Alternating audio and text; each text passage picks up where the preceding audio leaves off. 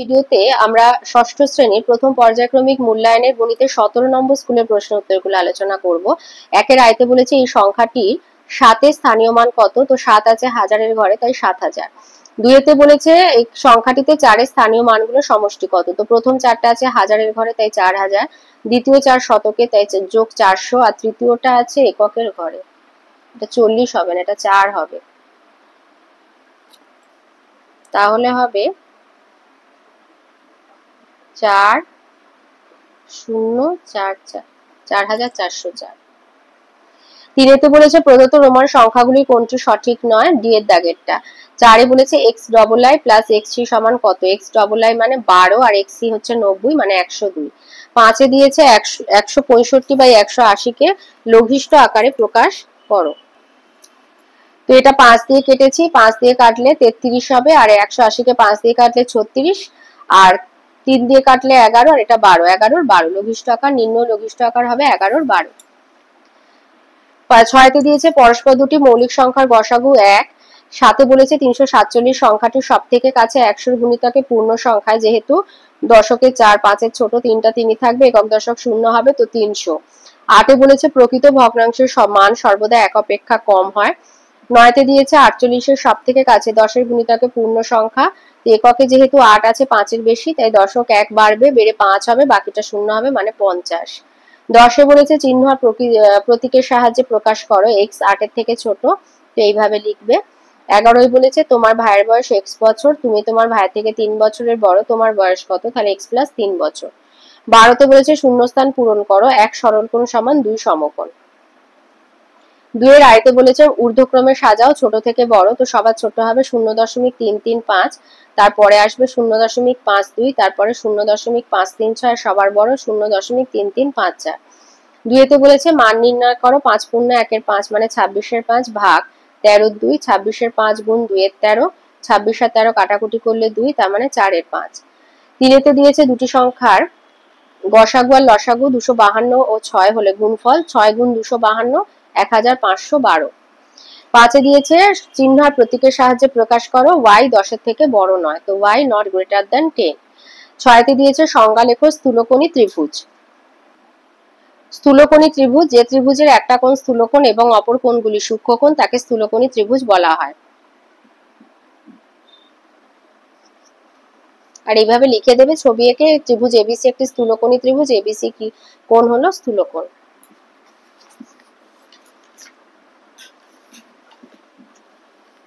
3-এর আয়তে সরল করতে বলেছে একটা, তো সরলটা এইভাবে তুলে নেবে, তো এখানে রেখা বন্ধনীর কাজটা আগে করবে, সব লিখবে, লিখে প্রথম বন্ধনীর মধ্যে রেখা বন্ধনীর কাজ করে পাবে 14। তাহলে এখানে প্রথম বন্ধনীর ভেতরে দুটো কাজ আছে, একটা বিয়োগ একটা গুণ, গুণটা করবে, তাহলে বাকিগুলো লিখতে থাকবে। আর এখানে প্রথম বন্ধনী কাজ করে পাবো 54, তাহলে দ্বিতীয় বন্ধনীতে চলে এলাম, 54 ভাগ 9 করে পাবো 6, তৃতীয় বন্ধনীতে চলে এলাম, তাহলে 2 গুণ 24 বিয়োগ 6 মানে 18, 18 ভাগ 6 মানে 3, তাহলে 2 গুণ 3 সমান 6। 2এতে আবার একটি সরল করতে বলেছে, তো এইভাবে লিখে মিশ্রগুলোকে অপ্রকৃতই নিয়ে যাবে। তো প্রথম বন্ধনীর মধ্যে আছে 2 যোগ 11-র 3, এটা করে পাবো তোমার 17-র 3, তাহলে 5-এর 4 ভাগ 17-র 3, বাকিগুলো লিখতে থাকবে। এখানে আসবে 5-এর 4 ভাগটা গুণ হয়ে গিয়ে 3-এর 17।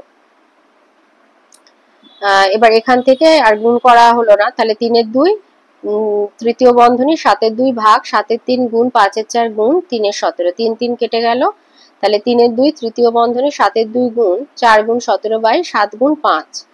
এবারে এখানে আবার 3-এর 2 তৃতীয় বন্ধনী 7-এর 2 গুণ 4 গুণ 17 7 গুণ 5, 7 7 কেটে গেল, 4কে 2 দিয়ে কাটলে 2, তাহলে 3-এর 2 গুণ 2 গুণ 17/5, 2 2 কেটে গেল, 51 5, 10 পূর্ণ 1-এর 5। 3-এতে দিয়েছে 5-এর সঙ্গে 3-এর 7 যোগ করে যোগফলকে 0.5 দিয়ে গুণ করে করো। এবার এই গুণফলকে 4 পূর্ণ 4-এর 9 দিয়ে ভাগ করো, ভাগফলটি থেকে 0.4 বিয়োগ করো।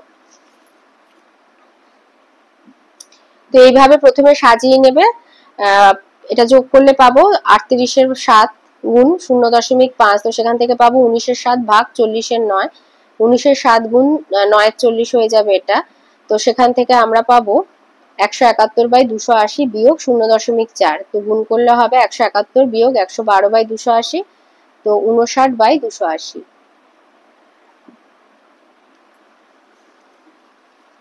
চারে দিয়েছে 360 বিঘা জমি 20 দিনে চাষ করতে 4টি ট্রাক্টর লাগে। 180 বিঘা জমি 10 দিনে চাষ করতে কয়টি ট্রাক্টর লাগবে? তো লিখবে জমির পরিমাণ, দিন সংখ্যা, ট্রাক্টর। 360 বিঘা জমি 20 দিনে চাষ করছে 4টি ট্রাক্টর। 1800 বিঘা জমি 10 দিনে চাষ করবে কয়টি ট্রাক্টর? তাহলে জমির পরিমাণ আর ট্রাক্টরের হচ্ছে সরল সম্পর্ক, আর দিন সংখ্যা ও ট্রাক্টর হচ্ছে ব্যস্ত সম্পর্ক। তাহলে 360 বিঘা জমি 20 দিনে চাষ করে 4টি ট্রাক্টর। 1 বিঘা জমি 20 দিনে করবে 4/360 ট্রাক্টর। 1 বিঘা জমি 1 দিনে করবে 4 গুণ 20/360। আর 1800 বিঘা জমি 1 দিনে চাষ করবে 4 গুণ 20 গুণ 1800/360। আর 1800 বিঘা জমি 10 দিনে চাষ করবে 4 গুণ 20 গুণ 1800/360 গুণ 10। তো কাটাকুটি করে হবে 40টি ট্রাক্টর, তাহলে আরো 40টি ট্রাক্টর লাগবে। 5 দিয়েছে দুটি সংখ্যার গসাগু এবং লসাগু হচ্ছে 8 আর 280। একটি সংখ্যা 56 হলে অপর সংখ্যাটি কত?